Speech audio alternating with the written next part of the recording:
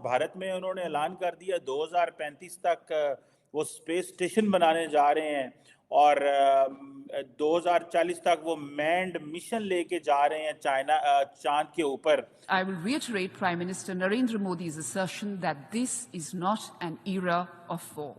We must remain focused on our shared objectives to achieve our development goals and the partnership and cooperation that we will need for achieving these. इसको appreciate करूंगा कि India इस चीज़ का initiative ले रहा है कि science को एक्सप्लोर कर रहा है और उसमें डिफरेंट एक्सपेरिमेंट्स हो रहे हैं।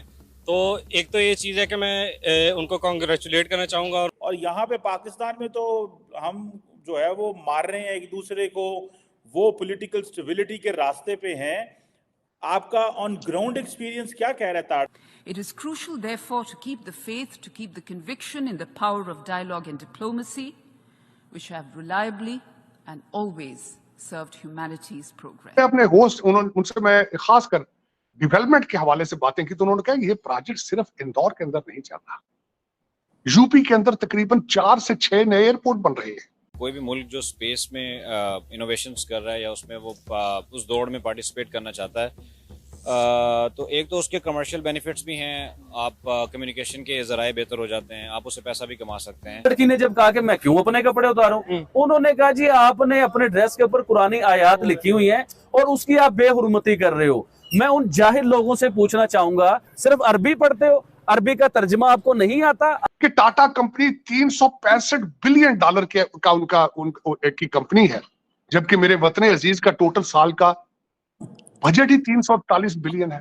एक मिशन जा रहा है, 4 लोग जा रहे हैं और इस पे इतना इकोनॉमी और इतना फाइनेंस एक्सपेंस आ रहा है और 2 लोगों की लाइफ है और बड़े प्रीशियस लोग हैं उनके, साइंटिस्ट लोग हैं उनके और एयरफोर्स के पायलट्स भी उसमें शामिल हैं। आई थिंक अरबी में तो बहुत सी ऐसी चीजें जो लिखी हुई जमीन पे पड़ी होती हैं, ये जाहिर लोग वो उठा के चूमने लग जाते हैं, चाहे उसमें गालियां लिखी हो अरबी के बीच में। अगर इंडिया का कंपैरिजन किसी के साथ बनता है ना तो वो चाइना के साथ करना चाहिए। अगर इंडिया को आप पाकिस्तान के साथ कंपेयर करते हैं तो इंडियंस अपनी इंसल्ट खुद करते हैं, उन्हें हर वक्त हमारे टॉपिक पे बात नहीं करनी चाहिए, because we are too small in front of them. ना तो हमारी इकोनॉमी उतनी है, ना हमारा साइज उतना है। और ये रावी वाला जो मुआहदा था ये इंडिया के हक में दिया गया था कि रावी का पानी जो है टोटली इंडिया का है, 1% भी पाकिस्तान का नहीं है।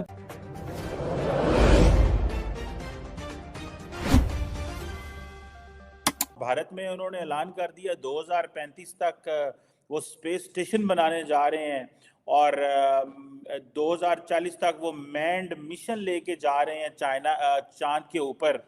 तार साहब, इंदौर में डेवलपमेंट्स बताएं और ये बताएं कि और यहाँ पे पाकिस्तान में तो हम जो है वो मार रहे हैं एक दूसरे को, वो पॉलिटिकल स्टेबिलिटी के रास्ते पे हैं। आपका ऑन ग्राउंड एक्सपीरियंस क्या कह रहा है तार साहब?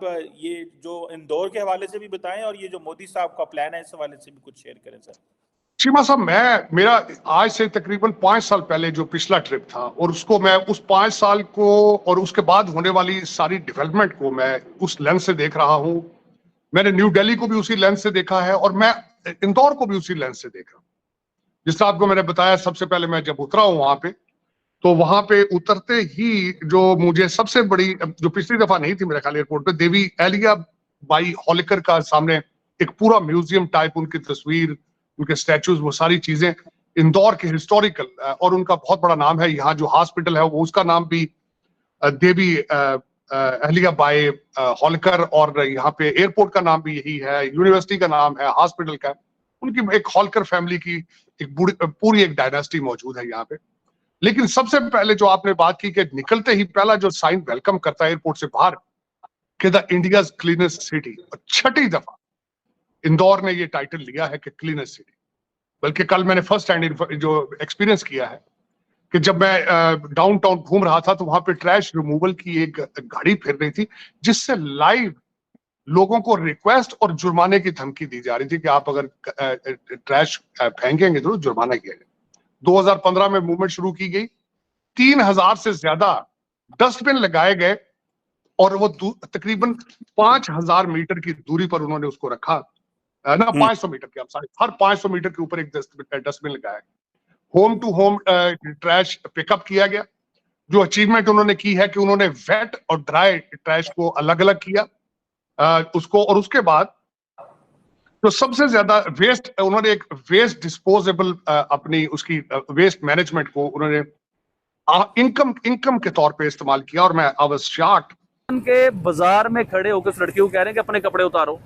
ओ भाई कौन सा माशरा है ये? लिखा क्या था? मैं वो भी बताऊंगा। बात क्या घुमा दी गई? भाई एक मिनट आपने नहीं बोलना, प्लीज आपने नहीं बोलना। अच्छा, उस लड़की को बाजार में कहा जा रहा है कपड़े उतारो। उस लड़की ने जब कहा कि मैं क्यों अपने कपड़े उतारूं, उन्होंने कहा जी आपने अपने ड्रेस के ऊपर कुरानी आयात लिखी हुई है और उसकी आप बेहुरमती कर रहे हो। मैं उन जाहिल लोगों से पूछना चाहूंगा, सिर्फ अरबी पढ़ते हो? अरबी का तर्जमा आपको नहीं आता? आपको अच्छा, अरबी जो है सर एक लैंग्वेज है, बिल्कुल एक प्रॉपर एक पूरी लैंग्वेज है। अरबी में तो बहुत सी ऐसी चीजें जो लिखी हुई जमीन पे पड़ी होती हैं, ये जाहिल लोग वो उठा के चूमने लग जाते हैं। चाहे उसमें गालियां लिखी हो अरबी के बीच में तो वो उठा के जाहिल चूमने लग जाएंगे। इन्हें पता ही नहीं कि अरबी जो है एक लैंग्वेज है। ठीक है। अरबी की निस्बत जो है हमारे दीन के साथ है, हमारे इस्लाम के साथ है, तो उसे इस्लाम तक महदूद रखो ना यार। अब आप देखो, मेरी बात सुनो शुएब भाई, आप एक सऊदी अरेबिया में एक ड्रेस स्टिच करवाते हो, ठीक है। उस ड्रेस की पॉकेट पे उसके लिखा होता है अरबी में उस कंपनी का नाम या बनाने वाले का नाम। अब वही ड्रेस पहन के आप वॉशरूम में जाते हो, वही ड्रेस पहन के आप अच्छा बुरा काम करते हो, तो क्या उसपे भी फतवा लग जाएगा? यार ये कैसी अजीब सोच है। अच्छा, उसपे लिखा क्या हुआ था? हाँ, लिखा जो क्या मैं आपको बताता हूँ। देखिए, अरबी में वो लिखा हुआ था, उसके ऊपर हलवा। हलवे का मतलब है खूबसूरत, प्यारा, ब्यूटीफुल, दिलनशीन, मतलब आउटस्टैंडिंग जिसे आप कह सकते हैं, बहुत ही खूबसूरत। उसका मतलब ये होता है। इन्होंने उसका मतलब जो है वो आयत के साथ बना लिया कि ये है। अच्छा, वो बच्ची बेचारी, अब उस बच्ची के ऊपर आते हैं, वो डर के एक शॉप में घुस गई, एक दुकान में घुस गई। इवन के उस शॉप पे भी हमला होने वाला था। आप यकीन कीजिए कि उस बच्ची की जान बची है। देखिए, थोड़ा सा पीछे चले जाइए, वो श्रीलंका का जो शख्स था सियालकोट में, उसके साथ क्या हुआ था? जो मैंने दोस्तों से पूछा, 2020 के अंदर उन्होंने तकरीबन 14 करोड़ 15 करोड़ के करीब IMS जो इनकी यहाँ पे मैनेजमेंट है, उन्होंने उससे वेस्ट मैनेजमेंट से पैसे बनाए, वेस्ट, और उसका 8.5 करोड़ कार्बन क्रेडिट से पैसे बनाए। तो नॉट ओनली ये दुनिया के लिए एक मॉडल है कि आप किस, यहाँ पे मैं एक और यहाँ पे ऐड करना चाहूंगा, साउथ कोरिया इस वक्त पहला कंट्री है जो फूड मैनेजमेंट को कंट्रोल कर रहा है। घरों से जो आप फूड प्रेप करते हैं, फ्रूट काटते हैं, उनके छिलके, खाने के छिलके, सब्जियों के छिलके, उनको जब आप डिस्पोज करते हैं तो गवर्नमेंट उसको कलेक्ट करके उसको उसकी प्रोडक्ट्स बना रही है आगे, और इससे वेस्ट, जो फूड वेस्टेज है वो कंट्रोल हो रही है। तो मैं एक तो ये देखा मैंने कि यहाँ पे ट्रैश को किस तरीके से उन्होंने एक इनकम का सिलसिला बना के एक क्लीनर सिटी।